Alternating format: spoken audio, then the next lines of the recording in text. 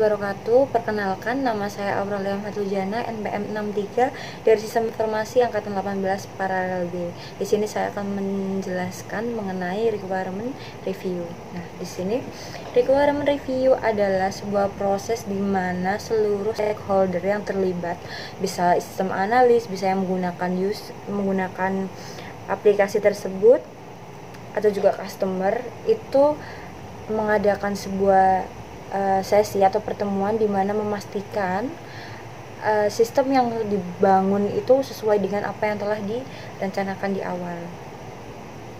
Begitu.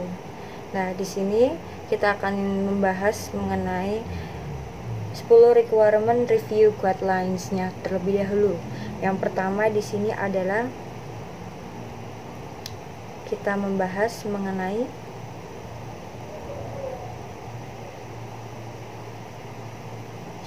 struktur dari reviewnya ini, yaitu harus menggunakan 8 cara mudah untuk menciptakan use case yang lebih baik. Nah, di sini yang pertama ada remove everything that out of scope. Jadi kita menghapus semua yang jauh atau keluar dari apa yang dibahas dari scope-nya. Terus yang kedua yaitu kita merubah passive voice menjadi active voice, menjadi aktif ya, dari pasif kita ubah menjadi aktif. Terus yang ketiga ada kita mengecek bahwa teks use case kita sendiri itu tidak terlalu abstrak. Terus yang keempat ada accurate reflective GUI, jadi akurasi dari GUI yang akan kita gunakan. Terus yang kelima ada menamai partisipasi objek domain objeknya. Terus selanjutnya ada pastikan, nomor 6, pastikan kita semua memiliki alternate course. Di situ alternatif ya. Terus yang ketujuh, pastikan kita tracing setiap requirement dari use case kita sendiri. Terus yang terakhir yaitu membuat setiap use case itu, dideskripsikan setiap use case itu adalah apa sih yang akan dilakukan oleh user, apa sih yang dicoba user untuk dilakukan, seperti itu. Dan dari sini tadi akan membantu untuk use case kita yang semulanya misal bisa ambigu atau apa, bisa lebih jelas dan lebih teratur. Jadi sehingga akan memudahkan dari proses requirement ini sendiri. Selanjutnya langsung kita masuk ke poin kedua. Ini ada review the behavior requirement with the right people. Jadi di sini kita perlu untuk mereview dari requirement ini sendiri dengan orang-orang yang tepat. Siapa sih orang-orang yang tepat itu? Yang dimaksud di dalam sini adalah kita berdiskusi ya dengan orang-orang yang memang benar berkaitan dengan project yang kita kerjakan, semisal dengan customer kita ataupun dengan user yang akan menggunakan sistem tersebut. Jadi kita pastikan ini tuh sesuai dengan apa yang diinginkan dan apa yang telah dipersetujui di awal dengan orang-orang yang berkaitan dengan suatu project tersebut. Begitu. Sehingga itu juga memudahkan kita untuk menyesuaikan dari sistem apa yang dibutuhkan dan apa yang akan kita kerjakan bisa selaras dengan apa yang dicita-citakan di awal. Selanjutnya kita ke poin ketiga, yaitu use storyboard, line drawings, spiral mockups, dan GUI prototypes. Jadi di sini kita memastikan bahwa use case kita itu sudah dibentuk di dalam storyboards gitu. Jadi kita sudah memiliki gambaran rancangan di situ, ada mockupnya dan juga tentunya pastinya ada prototype-nya dari GUI kita, dari tampilan UI UX-nya juga di situ, user interface-nya. Jadi kita sudah memastikan bahwa ada gambaran dari sistem yang akan kita gunakan, dan itu akan mempermudah dari user sendiri untuk menilai atau untuk merasakan experience-nya terhadap sistem yang kita gunakan, yang kita rancang. Dan di sini selanjutnya adalah ini put your use case in the context of user interface. Ya, di sini kita harus memastikan bahwa use case kita itu berada pada konteks user interface atau tampilan ya, lebih tepatnya.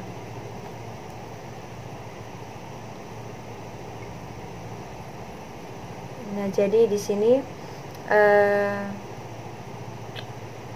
pastinya ini akan memudahkan ya untuk user. Jadi dengan kita sudah menempatkan konteks yang tepat dari use case kita, dengan intinya kita harus selaras lah dari use case itu tadi dengan isi dari user interface-nya tadi, konteksnya itu harus sesuai dengan use case kita. Itu yang perlu digarisbawahi di sini. Yang nomor 5 di sini adalah write your use case in the context of object model. Jadi di sini kita menuliskan use case kita atau use case kita di sini di dalam konteks dari object model. Nah, di sini adalah ada cara efektif ya untuk menggunakan use case kamu ke dalam model ini adalah untuk melakukan domain model terlebih dahulu yang pertama. Dan selanjutnya kita menuliskan use case secara eksplisit, secara tersirat dari domain objeknya itu berdasarkan nama, begitu. Jadi akan mengurangi keambiguan dari use case text kita yang tentunya akan mereferkan ke domain objek yang lebih cocok untuk project kita sendiri. Selanjutnya di sini yang keenam yaitu organize your use case into package. Jadi kita mengorganisir ya use case kita ke suatu paket atau ke suatu bentuk tatanan seperti itu. Jadi di sini kita bisa mengorganize use case model kita ini berdasarkan dengan area yang ditentukan, bisa subsystem, bisa dari rilisnya, atau keduanya.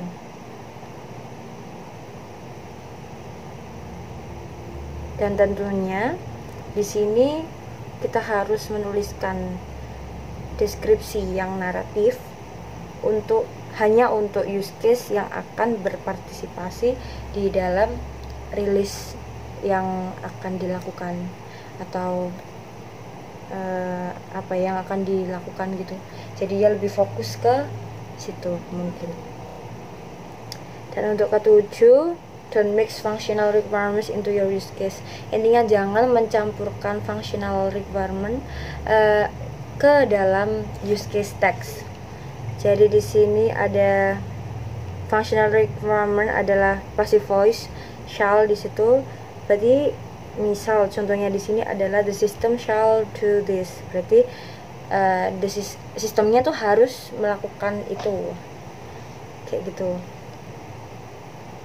Nah, jadi intinya jangan menggabungkan functional requirement ke dalam use case text.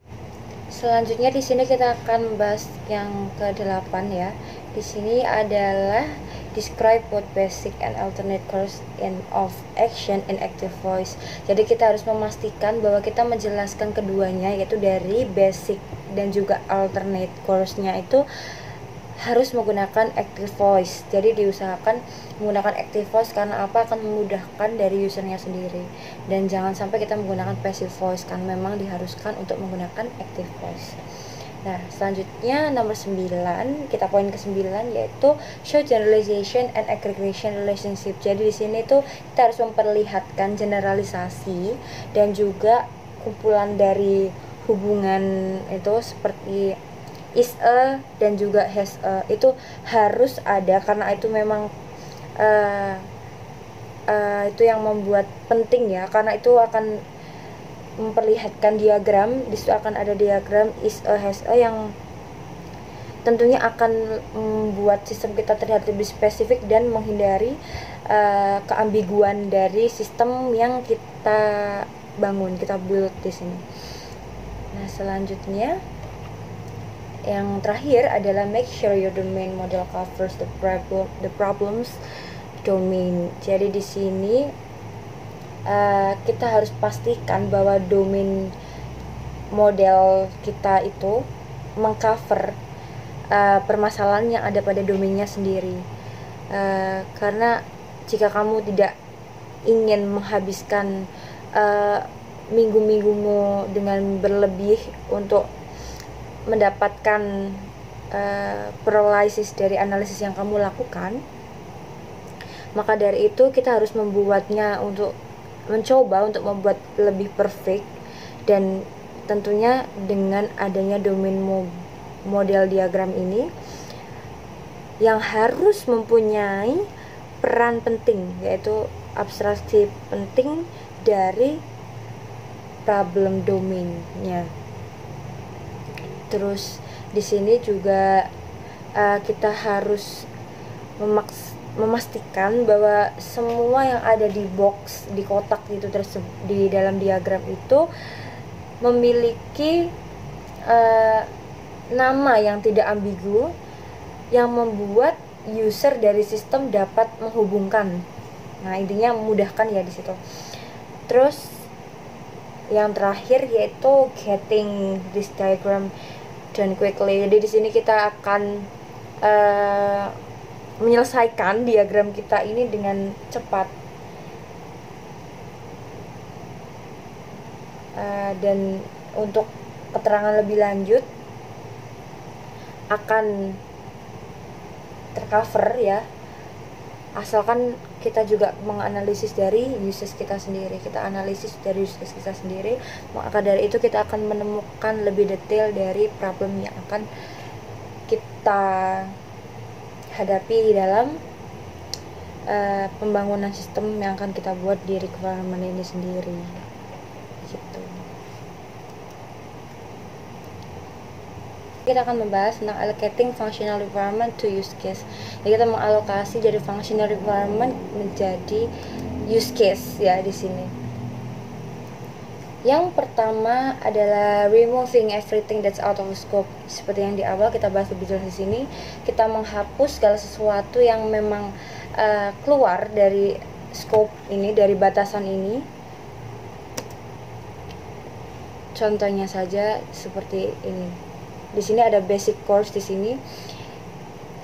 Jika ada user yang memiliki account, maka dia akan login.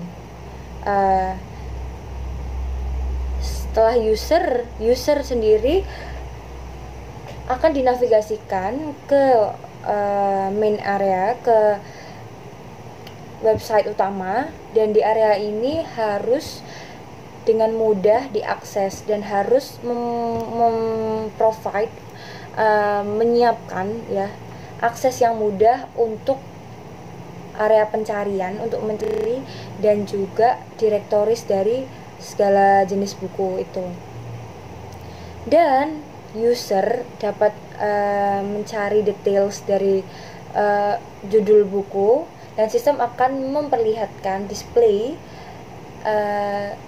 the information book. Jadi informasi buku akan ditampilkan di situ.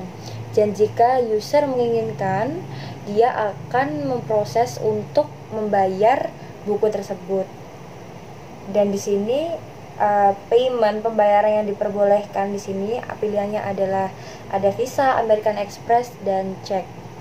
Nah, di sini post conditionnya adalah yang pertama, the book detail screen is being shown. Jadi detail buku pada layar telah diperlihatkan. Yang kedua adalah details untuk buku yang telah dipilih itu telah diantrikan, telah diperlihatkan, retrieve. Nah, selanjutnya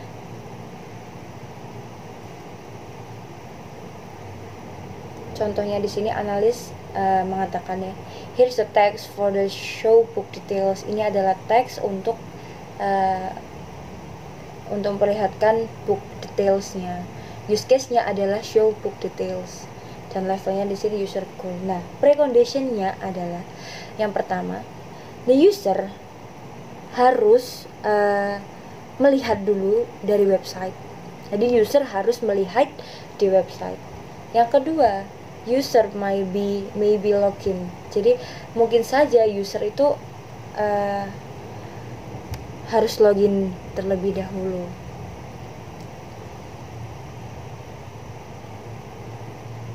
Di sini.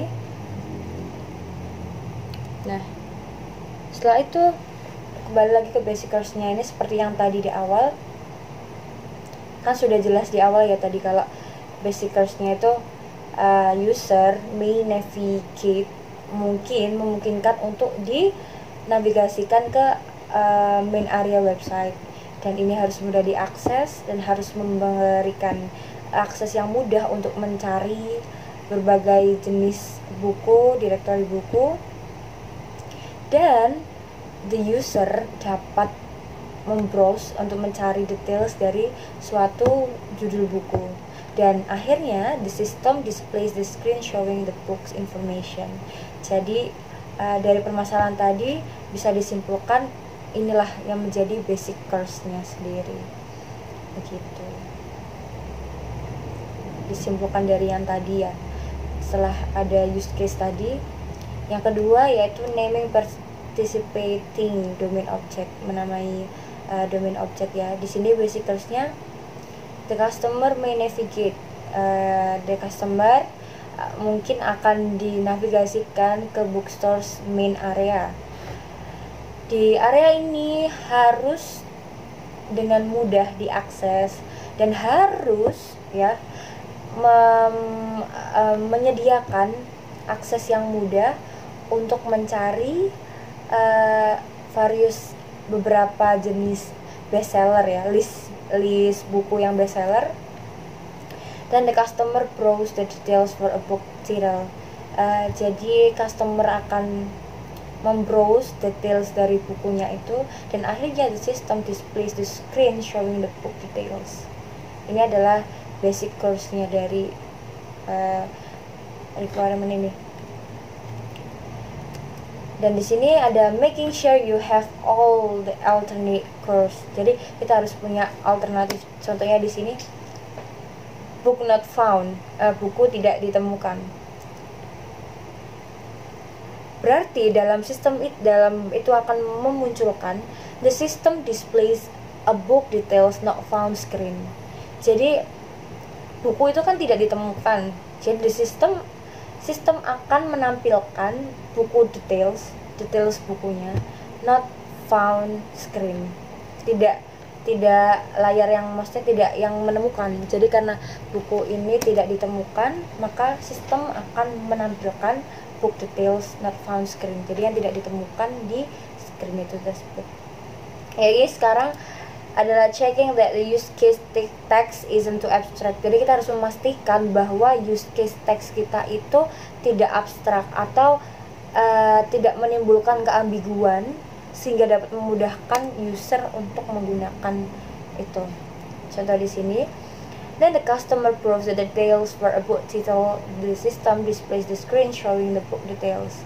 Jadi di sini lebih diperjelas lagi ya, bahwa customer akan mengeklik sebuah link untuk melihat sebuah buku, dan the system akan menampilkan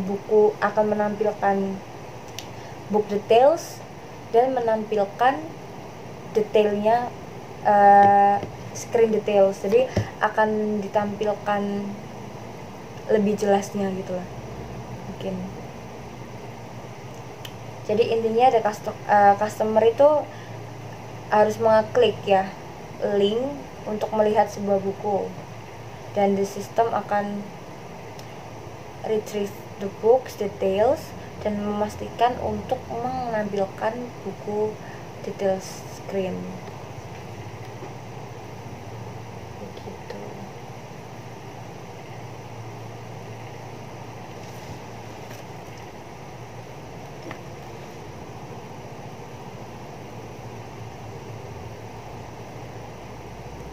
Nah, di sini basic course-nya The customer may navigate to the bookstore's main area which the system displays. Ini seperti yang tadi ya, basicalsnya. Jadi dia akan ditampilkan book detailsnya dan display the book details screen. Nah, alternate-nya di sini ada book not found, berarti the system displays a book details not found screen. Jadi tidak akan ditampilkan ya karena book not found. Ini changing passive voice to active voice. Jadi di sini basic course-nya adalah the customer types in the URL for the bookstore's homepage. Jadi mengetik mengetik URL untuk bookstore's homepage, di mana sistem akan menampilkan, dan the customer akan mengklik link untuk melihat buku dan sistem akan menampilkan book detail screen. Di sini alternate course-nya book not found, the system displays a book. Ini selanjutnya adalah tracing its requirement to its use case. Jadi kita akan men-tracing setiap requirement untuk use case-nya sendiri. Jadi di sini it must be possible for the user to post review. Itu akan memungkinkan untuk user dapat menampilkan, mempost review dari buku favorit mereka. Dan komen tersebut akan muncul di book detail screens. The review should include a customer rating. Jadi harus mengincludekan ya, memasukkan customer rating 1-5, di mana itu biasanya akan terlihat dengan seiring dengan book title in book list. Jadi dengan judul buku yang ada di list buku. Jadi di sini yaitu book reviews must be moderated, that is a check and okay by a member of staff before publish the website. Jadi di sini book review ini harus dicek terlebih dahulu, kemudian akan akan disetujui oleh member dari staff sebelum akan dipublish ke dalam website. Terus di sini ada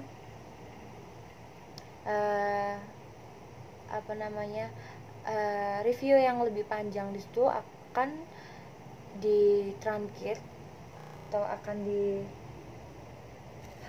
ya di book detail screens, dan customer akan mengeklik untuk meng-view, untuk melihat review fullnya di page yang berbeda.